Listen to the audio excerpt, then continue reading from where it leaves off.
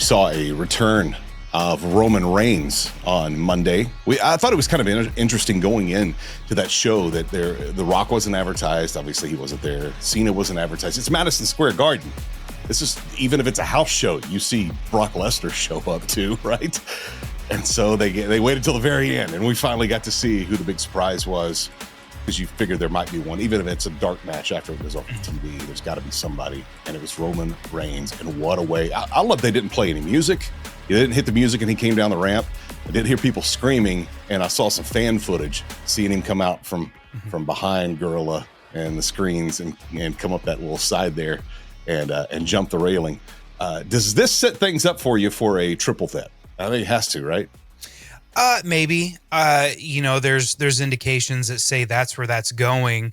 I'm waiting to see. The story that would be in that seems a little bit like low-hanging fruit for me. So I'm kind of waiting to see how it shapes up. What makes more sense is something with Roman and Rollins after the curb stomps 3 or whatever he did at where was that? Not Elimination Chamber. It was Royal Rumble. Oh, yeah, it was Royal Rumble. When the one on the ground actually looked nasty, like he lost his footing and actually stepped on his head. Yeah. And then he did the stomp on the stairs. But I could see that being a feud. Seeing all three of them, maybe that's the favor. Maybe, potentially. It's hard to guess it because to your point, Seth Punk makes sense. Mm-hmm. Seth Reigns makes sense. Mm-hmm. But the three of them seems like it's converging in storylines because Punk wasn't around for all the bloodline stuff.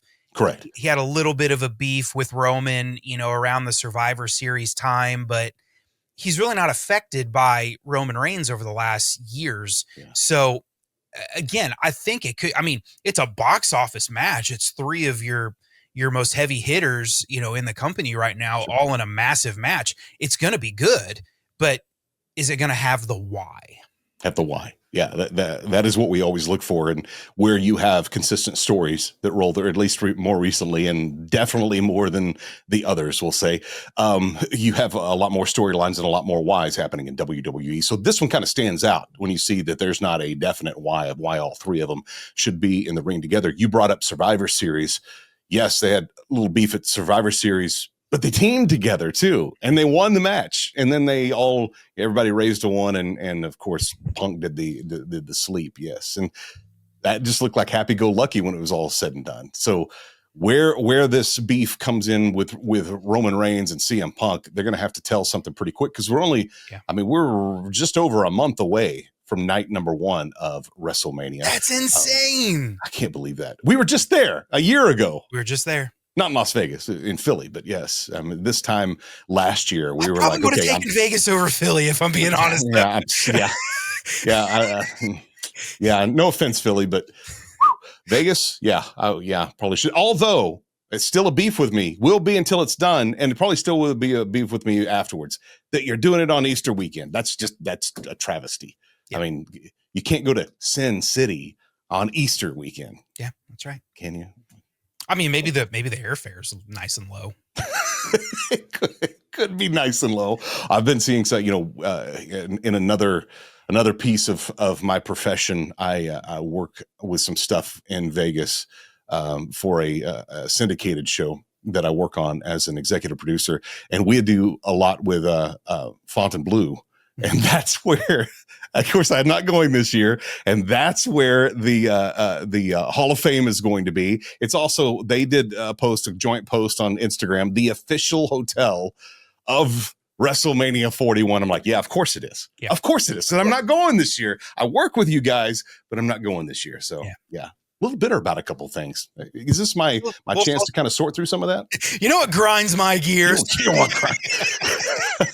One of my buddies on another podcast, he has a segment called "What Pisses Brandon Off," because he does stuff like this on every single one. Fair enough. It's something to go off on. Yeah, absolutely. It will be interesting to see what they did. Great cage match. I've always hated the premise that you could escape the cage to win the match, so you can run away from the fight and win. That makes zero sense to me.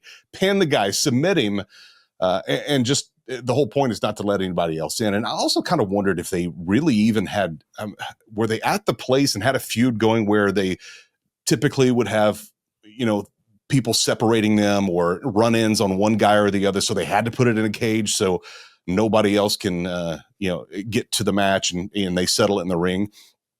I didn't feel like this had that either, but just to say you had a cage match at Madison Square Garden as the main event, that's just kind of cool. You don't really need a why on that, right? Yeah, it really is.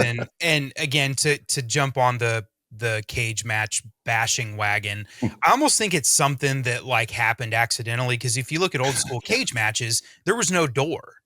Like it was just the four pieces. Before. Yes. Yeah. It was just the four thick wrought iron, whatever that enclosed the ring. And then I'm assuming at some point as wrestling became more serious, they're like, if somebody gets hurt in there, how are we going to quickly get to him? Well, let's just put a door on it. Well, now we got to explain the door. So maybe you can leave if you walk through it. Okay. And then it just stuck and nobody's ever changed it. Yeah. At least what I grew up watching, they did have a door because it was a big moment for Kerry Von Erich getting hit in the head with the door by Terry Gordy in World Class. So before then they didn't have it. You're exactly right. I don't remember seeing them on the big blue cage though. Right. Yeah. I don't remember because there for a while before it became like a popular thing, there were a few different styles that the different territories would use. And I remember, I don't know who it was, but somebody had a cage that looked like it came straight out of like Tractor Supply. It was just someone's backyard is where that came from. Maybe I downloaded that on LimeWire or something. I don't know. You totally could have. One of those backyard wrestlings. Maybe it was the backyard fence because it was in the backyard. Cody's promos. He came back Monday and he came back Friday and he came back Monday. He's on SmackDown, but he was on both shows this week, cutting promo to no one but us. And the first one was the one that I had some higher expectations for that I personally didn't feel like it met. Any particular reason? Not really. I just think that feud's better when the guy you're talking to is in the ring or at least in the building. And maybe that's some of the disconnect for me. Let's start with Friday, though, the one that I was just mentioning. Deliver for you? I would like to speak all my thoughts in one go. So okay. I will do it all together. That's fine. I will defer to you for Friday, and then I'll catch up on the back end of Monday. Friday, then I'll give you both of mine. Friday, that's the one I felt was lackluster. The one on Monday, I felt had a little more passion behind it. Felt like it progressed things maybe a little bit more. Maybe just because we're closer to when they will meet. That'll be next to Monday in Brussels, Belgium. Is that right? That's Raw, which will be at 2:00 in the afternoon for me, 3:00 for you. I love being able to watch it live. In fact, I thought about throwing up a VPN to be able to watch SmackDown coming up on Friday in real time, whenever that happens. But yeah, that is the first time they're going to meet. It's on Monday night. Just coming up in a couple of days. And I think that I say they're going to meet. They're going to be in the same building. Of course, they've got to cross paths somewhere. Hope it's in the ring where we all get to see and not just they end up doing a pull apart backstage that's not in front of people. Or, that's the whole part about Friday's promo is that I don't know what's going to happen on Monday, and I'm already anticipating it.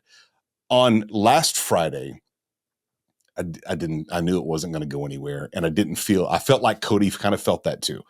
There's kind of the end of my ramble on it. How are you feeling on those?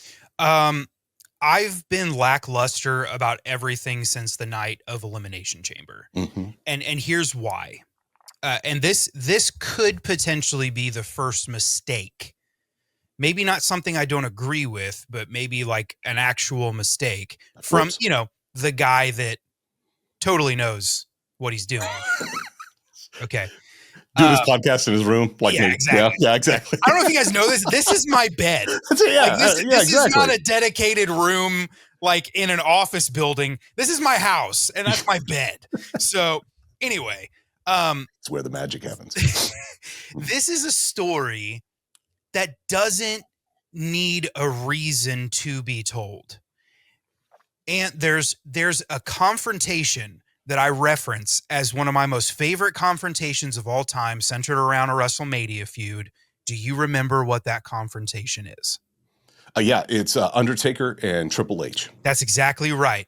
And I go back to it a lot because it's a good lesson in restraint. You have The Undertaker, first ballot Hall of Famer, legend.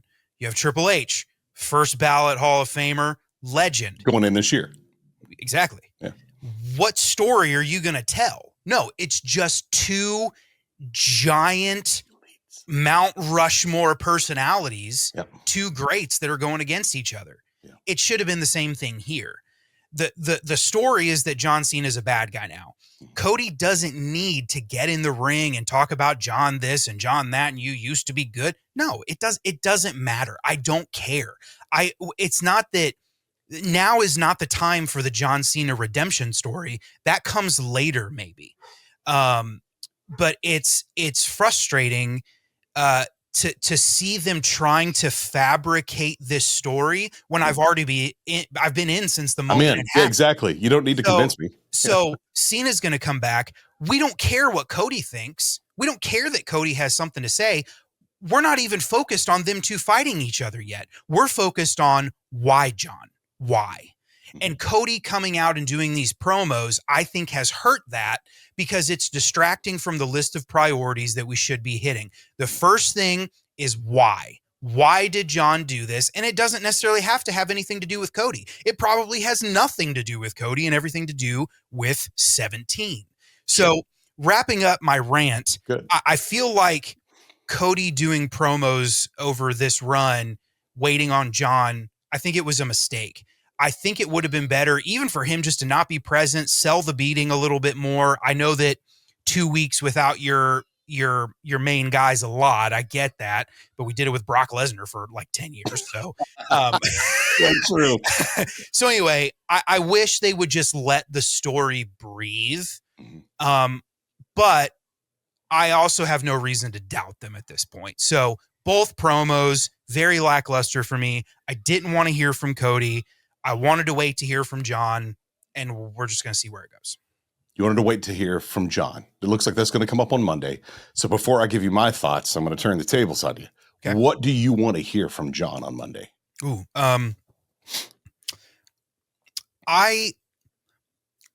he's been so like comic book superhero like, as a good guy. And I kind of want to see that as a bad guy. Part of me wants, because it's been 20 years since we've seen him as a bad guy, for him to do something that's predictable and stereotypical. Like I've given my heart, my everything to this company. And then I come back and I'm faced with the disrespect of having to fight my way into WrestleMania. Skip that. It should have been handed to me from the moment I said I wanted it. And just living in that gray space of reality that like, I'm John Cena. Mm-hmm. I've done everything for you people. Now I'm going to do this for me. I'm doing movies. I want him to be Hollywood Rock reborn, because that's what it needs. And now they could come out of left field with something and I'm going to be totally like, I'll likely be happy with it. Yeah. I think it's going to be hard to mess it up if I'm being honest. But there's that level of, man, I accept that. That's cool that they did that. And then there's wow. Yeah. So I'm waiting to see if it's, hey, this is cool or wow. Here's what I'd like to see. Okay. From John Cena on Monday. I'd like what you just said, which I'm glad you did, because I think it makes even what I'm about to say maybe a little bit stronger after hearing what I think I think you're in the majority. Like most people want to hear that. Want to hear him talk and him do that. I'd like for him to walk to the ring to his brand new music, if that's the case. Get in the ring, you're going to hear people booing, and just him smirk and walk off. Yeah. Less is more. What do you want from him? I want to hear him talk. Well, cool. Screw you. I'm a bad guy. You don't get the opportunity. You're so right. You don't get to hear me talk. You get to see me whoop Cody's at WrestleMania. Yeah. But don't tell anybody that. Yeah. Just walk out there. So you get the pop on the music. You get the feeling. Oh my gosh, anticipation. What's he going to say? walk off. Yeah. He's That's out. cool. That'd be cool. How pissed off. Yeah. If you Brussels, Yeah. you paid for it. We get to see John Cena come out. He hasn't been a bad guy in 20 years. He's going to come talk to all. We get to hear why he did that to Cody. And then he says, nah, you don't get to hear anything from me. You don't deserve it. Yeah. And leaves.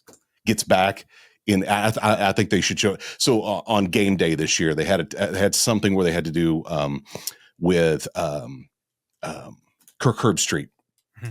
He had to leave early to go to the game. So they took a camera guy with him and they talked to him while he drove to the airport. And then they talked to him while he was in the plane flying. Show him go to his Bentley. Show him go to his private jet. And just look at the camera again and get in and walk and fly off. That's great. I can't believe I even showed up here. That whole feeling. Be anxious to see what happens, but I would love to see him just poo-poo on everything, on everybody. I have to break the fourth wall for a minute. Do it. Imagine being John Cena. And let's pretend for a minute that that's the plan and they know that's the plan. Imagine having to fly all the way to Brussels. Well, he's already over there, isn't he? Somewhere in Europe? Well, it's probably still like a 10-hour flight somewhere. It might be. And you spend the whole trip knowing that my music's going to hit. I'm going to walk out. I'm going to smirk. I'm going to walk back out. I'm going to get on my plane and I'm going to leave. That's gotta suck. There's gotta be that part of you that's like, can I please do more just to make it feel like I did something? You brought up Brock Lesnar. He's done less. Yeah. He has. He didn't even go to the ring. He just stayed up there at the Jumbotron and then walked back through. Yeah. Saw something on social media this week that had me scratching my head a little bit. Maybe a little tease here from Britt Baker. Older, wiser, hotter. She, from what I understand, what I've been reading, and I don't know if any of this is true, she's done with AEW. But now she's older, wiser, and hotter. Is it time for her to go back up to the big leagues and be a part of WWE again? Now, she was in NXT last time. I may have popped on the main roster for something. I don't remember. Barely remember in NXT. Definitely remember her from AEW. Yeah. She killed it in some of the angles and some of the stories, especially with their ex Adam Cole. Mm-hmm. That was one we've talked about here before. It started, man, this is going to be a great story, and then somebody lost the book. We didn't even get to finish it, and it just went away. And then she kind of just went away. Mm-hmm. What did you think about seeing Britt Baker in WWE again? I think there's a lot of potential, and I think it was just, I think what we saw is them taking a decent story, rubbing some talent on it, and turning it into something great. And imagine putting the machine behind a talent like her. There's been controversial stuff said about her. Is she difficult to work with? Is she high maintenance? Whatever. Unfortunately, I can't take any of it at face value based on the people that were saying it. It seems like if you're not from Japan and you work for a certain company, you don't matter. So I would love to see somebody like her with the machine really cranking behind her, and see what becomes of it. She has an it factor for me. I don't know how they didn't see that in NXT, or maybe they did, and it got lost in the shuffle between H and Vince and whatever. But I don't see how you have watched any amount of her in AEW and went, yeah, I can see why she didn't make it. But never once did I was like, well, where'd she come from? Yeah. Oh yeah, she's been in NXT for the last 3 years or whatever it had been. Like, how do you mess that up? Yeah. Like, it's Britt Baker. What I would like to do is maybe look back when, in my extra time, to look back, and I know somebody else online can do this. If you are super into going back and finding out who she could have beef with, that was in NXT when she was there, now maybe on the main roster, you have Britt come back to go, hey, we never finished this. Yeah. It's time to finish it right here, the Monday night after WrestleMania. That'd be kind of cool. We still got Ray Phoenix out there too. There's so many, just like the queue is piling up. It feels like, and best time for them to pop on. Can't wait to see those. Found this as I thought we'd do this while we end this episode. And if you are watching right now, thank you so much for being here with us on YouTube or YouTube. I think there's some place you can watch it. I was trying to think, are we on Spotify? No, we're not. I don't do video on Spotify through our distributor yet, but we are. If you're listening on iHeartRadio app, Apple, or Spotify, however you're taking this in, thank you so much. We are also working on our Twitch and our Discord. So if you go to WrestleChatPodcast.com, both of those are up there. If you're super into Discord, super into Twitch, go there and we'll start streaming these there for you as well. Trying to stay up, dude. I want to take a look at this right here. I found online. This is build your 4-man faction for only $10. Now you got a row of $4 guys, you got a row of $3 guys, you got a row of $2 guys and $1 guys, but they're also correspond with something vertically as well. You got your powerhouses, you got your high flyers, your strikers, and your technicians. I'm going to default to you and let you go first here. See who you're picking. You got $10 to spend, and you only pick 4 guys. And you can't pick multiple of the same one. I was going to do 4 Stone Colds. And that'd be a great. Well, imagine a faction with 4 Stone Colds. Okay, so before I actually reveal before I actually reveal where I want to go with this, clearly whoever built this is a little bit more of an old school wrestling fan, because there's some bold choices. The $4 are all, but I think it was, I think that maybe they just did the verticals first. Yeah, I think. And then applied dollars to it. The vertical took priority. Yeah. But that's neither here nor there. Honestly,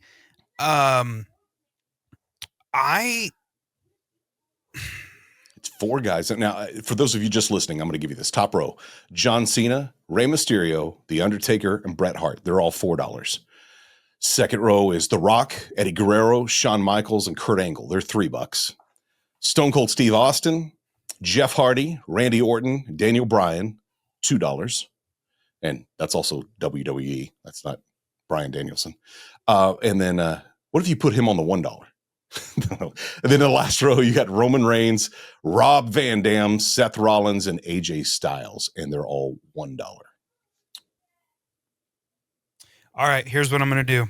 Okay. I'm going to take Rock for 3.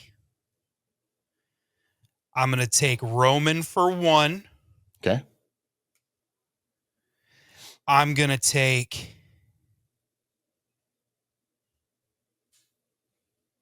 Hold on. I gotta do my math here. There's $4 you spent out of the 10. I'm going to take Taker for 4. Okay. $2 left. And I'm going to take AJ for 1 and tell you to keep the change. Oh, look at you. Okay. Threw me one there. So Roman, Rock, Taker, Styles. Boy, that's a good faction. Mm-hmm. For bonus points, what do you name them? Roman, Rock, Taker, and Styles. I'm going to call them the Phenomenal Undead Bloodline. There you go. Love it. Phenomenal. I can hear Michael Cole saying that now and tripping over all it. And somehow still less random than Pure Fusion Collective. Oh my gosh. I thought we'd never hear that name again. And here you are bringing it up in this podcast. Bringing it back alive. All right. So my 4, The Rock, Stone Cold, Randy Orton, Kurt Angle. That's a different flavor. I like that. Rock, Stone Cold, Randy Orton, and Kurt Angle. Very interesting. Names could be No Hair, Don't Care. No Hair, Don't Care. Or Goosebumps, what? That doesn't fit either. I'll have to think. You You suck. Something about... Or y'all suck. Well, Randy and Stone Cold are both snakes. So there's something there. I didn't even put that together. Yeah, that's great. Some joke about a rock and a snake. I don't know.